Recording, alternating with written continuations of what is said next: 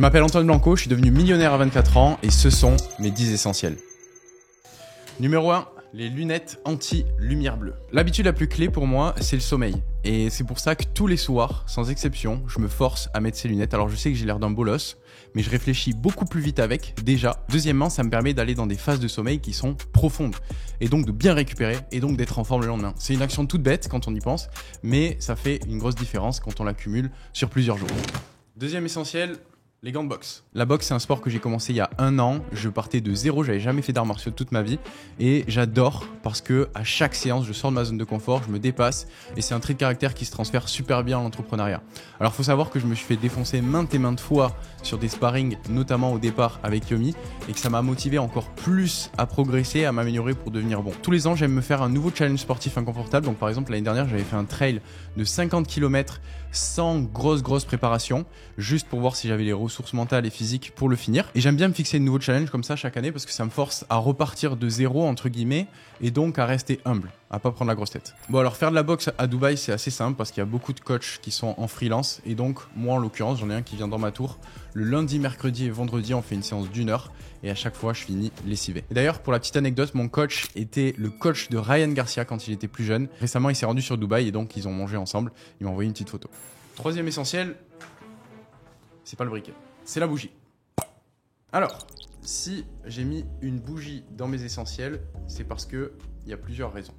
La première, c'est que j'associe les gens qui ont des bougies chez eux avec des gens qui sont organisés dans leur quotidien, qui sont rigoureux dans ce qu'ils font. Donc à chaque fois que je me mets dans des sessions de deep work, j'aime m'allumer une bougie, soit directement sur mon bureau, soit dans la commode qui est juste à côté. Ça projette une image de quelqu'un qui est rigoureux, qui est organisé. En plus de ça, j'aime quand ça sent bon chez moi et ces bougies, elles sentent très bon. Moi, ma flavor favorite, c'est Mahogany Teakwood. D'ailleurs, si vous avez vu quelques vidéos de mon appartement, j'ai peu de décoration. Les bougies, c'est une des seules décorations que j'ai parce que j'aime garder un espace net, minimaliste. Ça me permet d'être focus et d'avoir l'esprit vraiment beaucoup plus clair. D'ailleurs, il y a un livre qui a été écrit sur ça qui s'appelle La magie du rangement. Et l'idée principale du livre, c'est que organiser son espace et le rendre minimaliste, ça permet d'avoir beaucoup plus de clarté mentale et de bonheur au quotidien. Quatrième essentiel, mon casque Apple. Alors j'adore ce casque pour plusieurs raisons. Déjà, il y a la fonctionnalité immersion. Lorsqu'on appuie sur un bouton, on n'entend plus rien autour. Et donc c'est vraiment parfait pour se concentrer à 1000% sur une seule tâche et pas avoir de bruit parasite autour. Moi j'adore écouter la musique dans mon quotidien. J'écoute un peu de tout, surtout de la house en ce moment. Et ce casque il est vraiment parfait. Je me mets un petit peu de musique de temps en temps en background. D'ailleurs pour la petite anecdote, j'ai un pote DJ qui va sortir un son et qui est vraiment trop lourd. Regardez, écoutez.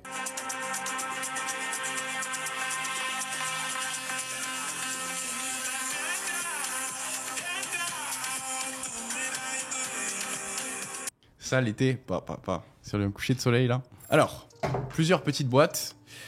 On va commencer par le début et le plus important. Je me supplémente en vitamines depuis des années et des années parce que je mange très régulièrement la même chose. Et donc le risque, c'est d'être en carence. Donc ce que je prends, c'est un comprimé effervescent. Là, je crois que c'est surtout de la vitamine C là-dedans. Tous les matins avec un verre d'eau froide, ça me permet de m'hydrater. Ensuite, j'ai un multivitamine. Là, il y a plein de trucs dedans. Et ce multivitamine, là par exemple, j'ai bientôt fini la boîte. À chaque fois que je le termine, je prends une autre boîte pour varier constamment aussi les vitamines que j'ai. Ensuite, on a les oméga 3. Les oméga 3, pareil, j'en prends depuis des années et des années. Ça, c'est vraiment mes 2 compléments les plus importants. On me demande souvent si je prends de la whey ou des choses comme ça. Vous allez voir que j'en prends pas après les entraînements. Je prends surtout le multivitamine oméga 3. Les oméga 3, c'est top pour le cerveau, les articulations, le cœur, être en bonne santé, bien réfléchir, augmenter sa mémoire, toutes ces choses-là. Et puis de temps en temps, avant les podcasts ou avant des grosses sessions de deep work, je me prends du Lion's Mane. C'est un champignon qui permet de booster la clarté mentale, le focus, la mémoire. Alors, le seul inconvénient que j'ai au Lion's Mane, c'est d'une part que la tolérance peut se construire assez vite si on en prend trop régulièrement. Et d'autre part, j'ai tendance à avoir un petit crash après mes périodes où je suis très focus. Si vous prenez caféine plus Lion's Mane, vous allez vous éliminer comme un sapin de Noël. Donc, il y a toujours un petit crash derrière, il faut l'anticiper. Donc moi, en général, je le prends plutôt en fin de semaine pour pouvoir récupérer derrière. Ma chaîne de croyants catholiques. Alors, il faut savoir que je ne suis pas né dans une famille croyante pratiquante. Mes parents croient en Dieu, mais ils sont pas attachés à une religion particulière.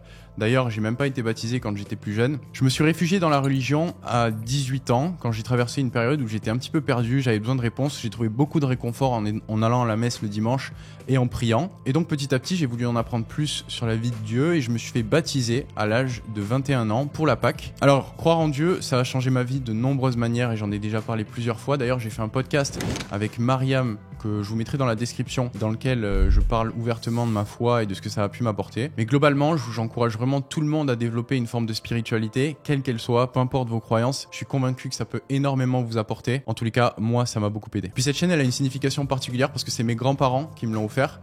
Je les aime beaucoup. C'est mon parrain et ma marraine du coup que j'ai choisi pour mon baptême. Tout récemment, je leur ai offert une croisière en Méditerranée pour les 80 ans de ma grand-mère. Donc c'est un des petits avantages de pouvoir bien gagner sa vie. On peut faire plaisir à ses proches et je les aime beaucoup, donc ça m'a fait plaisir de pouvoir leur faire ce petit cadeau. 7e essentiel, mes notebooks. Alors comme vous pouvez le voir, j'en ai beaucoup, je les utilise énormément, je pense que j'en utilise un par mois en moyenne. J'écris beaucoup sur papier parce que ça me permet d'exprimer mes pensées de manière beaucoup plus fluide que sur ordinateur. Des fois je peux dessiner, je peux faire tout plein de choses. L'avantage du numérique, je trouve, c'est que les notes se conservent bien dans le temps, on peut les organiser assez simplement. Là c'est le bordel en fait, il y a de tout partout. Mais ce que je fais en général, c'est que je note un maximum de choses là-dessus.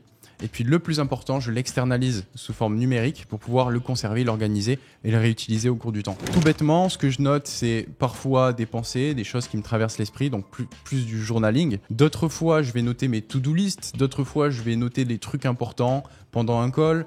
Vraiment, c'est ultra varié. Je m'en sers pour tout écrire. C'est pas super bien organisé, mais dans tous les cas, ça me sert beaucoup. Je l'utilise au quotidien. Ok, dis-moi stop sur une page et je dis ce qu'il y a dessus. Ok, stop. Alors, qu'est-ce qu'on a? To-do list, enregistrer tous les appels, refaire Funnelytics, donc ça c'est une petite to-do list. Campagne sales vente, utilisée à 90%. CBO, ABO, ah ok, je sais ce que c'est. Il y a quelques mois, j'ai pris un coaching en Facebook Ads. C'était au tout départ, en septembre, au lancement de ma nouvelle offre. J'avais pas encore de média buyer dans mon équipe et je savais pas comment faire des Facebook Ads. Donc ce que je fais dans ces cas-là, moi, c'est que je demande à un expert qui a beaucoup d'expérience là-dedans. J'ai pas peur d'investir, je paye un consulting avec lui. Et en l'occurrence, là, on avait fait pendant 6 semaines, 1 heure par semaine. Il m'a tout expliqué de Facebook Ads de fond en comble. Ça m'a permis de tout comprendre. Et du coup, quand je l'ai délégué à quelqu'un d'autre, je savais si le mec était bon ou pas parce que moi-même, je m'étais formé pendant plusieurs semaines dessus. Hop là, 8e essentiel, mon porte-monnaie. Ce porte-monnaie, ça fait plus de 10 ans que je l'ai. Je l'ai acheté en 3e avec mes petits sous-sous que j'avais eu à Noël. Donc je l'aime beaucoup. Il est très très abîmé, mais il a une valeur particulière à mes yeux. J'ai beaucoup de cartes dedans, sûrement beaucoup trop. Vous voyez qu'il n'y a plus rien qui tient. C'est un peu n'importe quoi de le garder, mais je veux pas m'en séparer. Dedans, j'ai plusieurs cartes. J'ai mon Emirates ID. Hop. Donc ça, c'est la carte de résident qu'on nous donne quand on arrive à Dubaï. C'est un peu une carte d'identité. Ensuite, j'ai mon permis français, mon permis de conduire. Qu'est-ce que j'ai? J'ai ma carte Tisséo de l'époque. Alors la carte Tisséo, c'est les transports en commun qu'il y a dans la région toulousaine. On a cette petite carte que je rechargeais. Ça me paraissait cher à l'époque, c'était 10 € pour la recharger. Petite carte Basic Fit aussi, salle de sport. Bah, évidemment, elle est plus active, hein, mais bon, je sais pas pourquoi je la garde. Une carte Fitness Park, salle de sport aussi. Ensuite, j'ai 3 cartes bancaires. Celle-là, c'est Banque en ligne Revolut, Banque française, Banque de Dubaï. Hop là, 9e essentiel. Mes petits cafés du matin Nespresso. Très important, écoutez-moi ce bruit-là. Là, ça sent le bon café là. Donc j'ai des capsules comme ça. Avec c'est la dernière machine, enfin la plus récente qu'ils ont sortie. J'aime bien de temps en temps mettre un petit peu de lait d'amande à la vanille aussi avec. Et je me fais ça le matin. Alors il faut savoir que de plus en plus je suis en train de passer à l'iced coffee. Avant je me faisais que des cafés chauds, en l'occurrence ça fait des cafés chauds.